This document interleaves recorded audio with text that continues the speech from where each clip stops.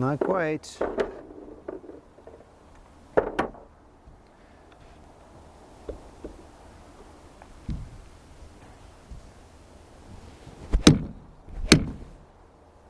Ooh, that one was close. Oh, hey, hack golfers. Ron Sisson from Calgary, Alberta, Canada, with another post. I was just trying to do a thing that I heard Chichi Rodriguez did once when he came to Calgary and did an exhibition at the Hamptons Golf Club here, where he hit one ball and faded it one way, and then hit the other one and drew it, and had them collide in the air. Now, I don't know if that's even possible, but I've been trying for the last 6 years. And I've come close once or twice. So what I'm going to do with this post is I'm going to explain how I do all these interesting shots. It has to do with what I call the new paradigm of modern golf instruction. I'm just going to get out my iPhone, and I want to, instead of just stumbling through it, I just want to read exactly how it is.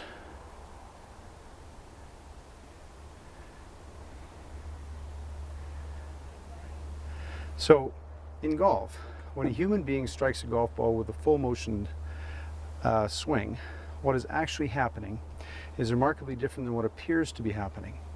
In the current paradigm, the theory of what's happening when a human being strikes a golf ball is as follows. It appears that elite golfers are moving their bodies through a series of complex movements and positions that they've burned into muscle memory through countless hours of practice. They then execute these movements on the golf course by way of biomechanical swing thoughts. If they're done in a biomechanically correct fashion, these movements and positions create the proper movements of the club head with regard to its pacing and speed, the swing's path, the angle of approach, the face position and impact, thereby producing powerfully struck and directionally accurate shots. In short, the old paradigm says the biomechanical movements of the body create the swinging of the club. I believe that what is really happening is actually quite different than what appears to be happening. In the new paradigm, what is actually happening is this.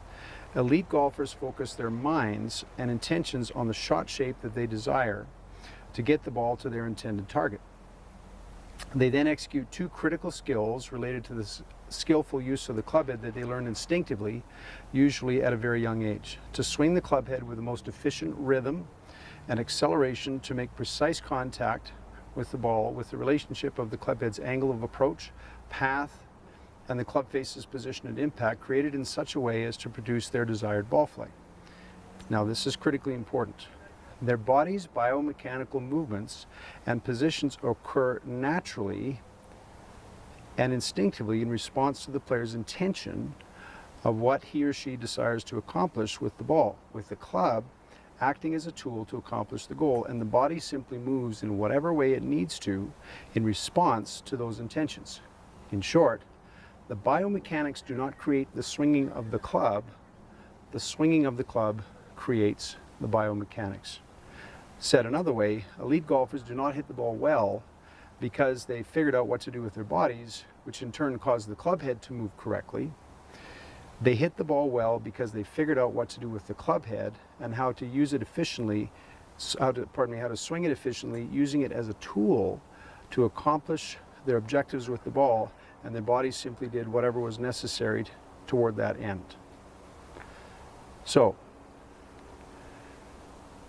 to illustrate that, I want to try as best I can to quote Rory McIlroy from an interview that he gave with Charlie Rose shortly after he won the PGA Championship. Rose asked him this question. He said, "Rory, you have one of the most aggressive, fastest hip turns in the game of golf. They've even done scientific studies on it and clocked it. Is that just part of your anatomy? Is that something that is natural to you, or is it just because you've done this for so long?" I'm going to try to quote Rory as best I can. He said, Well, I've swung a golf club since I was 2 years old, and I think, you know, I've never tried to do this thing with my hips that everybody talks about. It's just something that's completely natural, something that I've had since I started to play. Now, Rose didn't quite understand this because the golfing culture says that good players create their swing with all of the different movements and positions that their bodies go through. So he's confused, and he questions Rory. He says, well, so let's say you want to hit the ball 50 yards farther with your drive. You don't try to turn your hips faster? Rory said, no, I've never thought about my hips. So here we have the #1 golfer in the world who's never once thought about what his hips are doing. He went on to explain, if I want to hit the ball farther, I just swing harder. And when I do, this thing with my hips just happens. So if you think about it, what little Rory did as he was growing up from a 18-month-old to a 2-year-old, 3-year-old, 4-year-old, and so on, was his brain was just thinking about, what do I want to do to the ball? Well, I want to send it really far, and I want to do this X, Y, and Z with it. So how do I send it far? Well, I swing fast. So when we swing faster, the body then does what it must to make that occur. So although the traditional paradigm says that we try to make ourselves into these biomechanical golfing machines and try to get everything set up and moving with precision, and this will cause the club to swing, as all good golfers do, freely and fluidly and accelerating fast through impact, that's not really what's going through the player's mind. They're not trying to get all of their different parts in the right position. Their mind will have an intention. I intend to send this ball a really long distance. So the body then moves in whatever fashion that it has to create the momentum necessary to do that. And the old paradigm says, because it's all about angles and positions and body parts and so on, every single part has to move with precision. And then any time the ball is struck improperly or the face is out of square at impact, well, there's got to be some part of the biomechanical machine that broke down.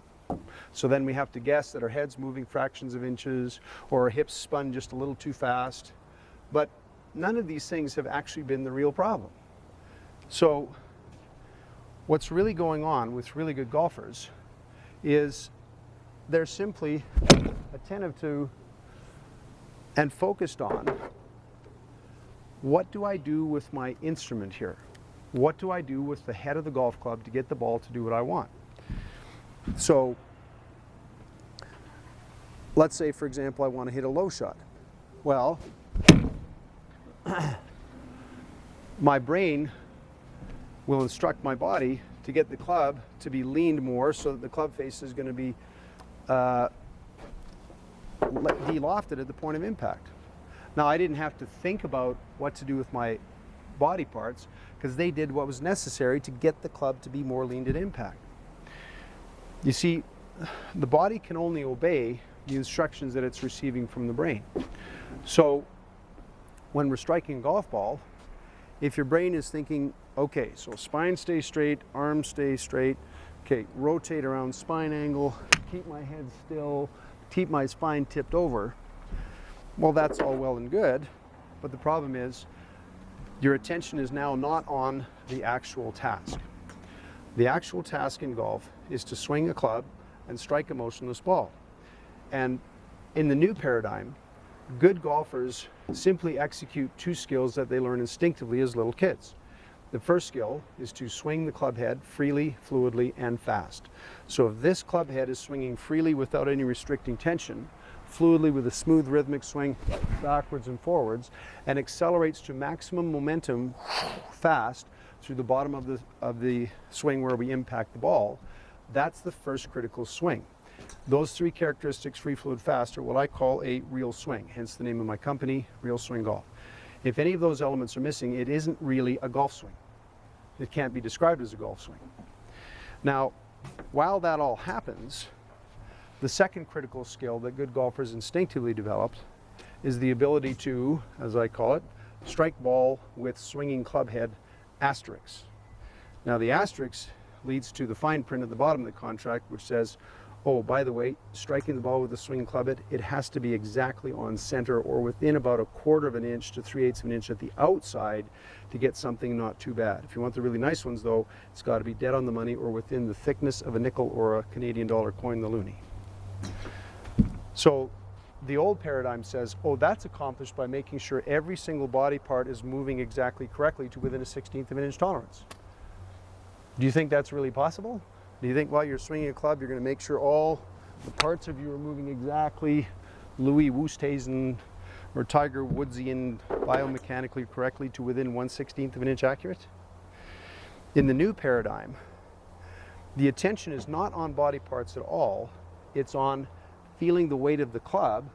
And if your hands are soft enough and relaxed enough, you'll feel the weight of the club. And then when you swing it free and fluid and fast, the weight of the club, you start to feel the arc that it makes through the air. So when I'm doing all of these funny shots where I'm running around and turning my club upside down, hitting left-handed, right-handed, running like Happy Gilmore and hitting intentional shots that people call out to me on purpose, the fascinating thing that's going on is that in my conscious mind, all I'm thinking about is swing this club free, fluid, and fast, and trying to feel the weight of this club head carve an arc and try to pass the arc as precisely through the ball. That's what's going on in my conscious mind. Subconsciously, and this is the astounding part, the brain and body and neuromuscular systems are doing trillions of calculations as my eyes give me accurate information as to the whereabouts of the ball, and then my body does whatever things it must to get the club head to pass through the ball where it sits. As far as how many steps I'm taking, and is my arm straight or bent a little bit, am I the right distance to the ball, none of those things are relevant to me. I'm not paying any attention to me at all. I'm simply focused on a simple human hand-eye coordination task. I have a mallet. Because my hands are soft and relaxed, I can feel the striking mallet at the end of the stick here. I have a target to be struck. Hey, it's not even moving. Can't be too hard. And then, although my eyes are looking at the ball, I'm not thinking about my eyes looking at the ball. That's instinctive. My brain is feeling this club head's weight carve an arc through the air, and then I just pass it through the ball as precisely as I can. And if you heard my impact sound on that one, that was dead on the money. So the thing that's really sad for me is that every day I walk up and down the range, like the other night, I had this, I came across this husband, wife, and 2 young children. There was a boy who was left-handed. Grab my lefty club here. I think he was about 11 years old. He had on the orange Ricky Fowler shirt and the orange Ricky Fowler cap. And he's got this gorgeous left-handed, oops, I shanked that one. He's got this gorgeous I'm not left-handed, you know. He's got this gorgeous left-handed swing. He's hitting beautiful shots. And one hitting stall down is his poor mother being told by her husband, okay, so make sure you keep your spine tilted. Make sure that arm stays straight.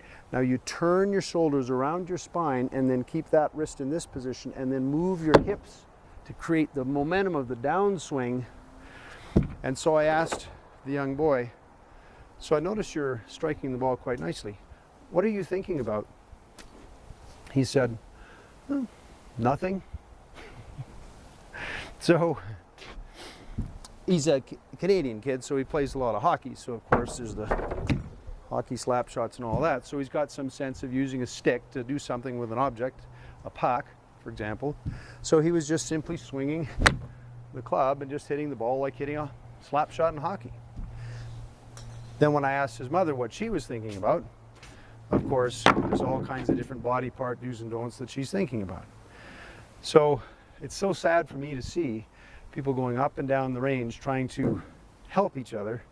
And unfortunately, it's based on an old paradigm that has always been a false idea. The reality is, human beings, especially as few human beings who become skilled at striking golf balls, we do it with hand-eye coordination skill with a couple of very simple skills. Swinging a club free, no tension, fluid, smooth rhythm, fast acceleration through impact. And while doing so, most good golfers are totally devoid and unaware of what their body's doing. Take Bubba Watson, for example. Starts as a 6-year-old kid, starts to curve wiffle balls around his house, never had a golf lesson, and he just sees the pictures, the shot in his mind, and then his, say for example, I want to hit one of those big Bubba cuts over this way, and he just sees it and feels it, and that's why his follow-through looks funny, because his body's doing what's necessary to create the path and face necessary to hit his shot. He's completely unaware of what his body parts are doing because he's completely club head focused. And that scientifically is called external focus. And that's a principle that if you go on onto Google and type in Dr. Gabrielle Wolf, I'll put her name down in the body of the text in this post here, and she will help you understand that in all sport activities, the top performers are all externally focused. They don't focus much on what they're going to do with their technique. They're focused more on what they want to do with the ball. So I want to hit a low one at that 100 sign. So the body will do what it must to create a shot, whether it's volleyball or any kind of sport. They're almost invariably externally focused on their target, on their outcome, what they want to accomplish. Whereas those who strive to be to get to their level of skill, they see from the outside that their body's doing various things while they perform their skill, and then presume it must be the way they're moving their body that's creating what they're seeing. But the truth is, golf shots are created in the mind first, and then the body does what it must to make them occur. So yes, this has been a little bit long-winded, but I hope you're getting the gist of what the new paradigm is all about. It's about developing an external focus and skill with using the club head as an instrument to swing and strike the ball with precision and have fun golfing. I thought that's what it was all about.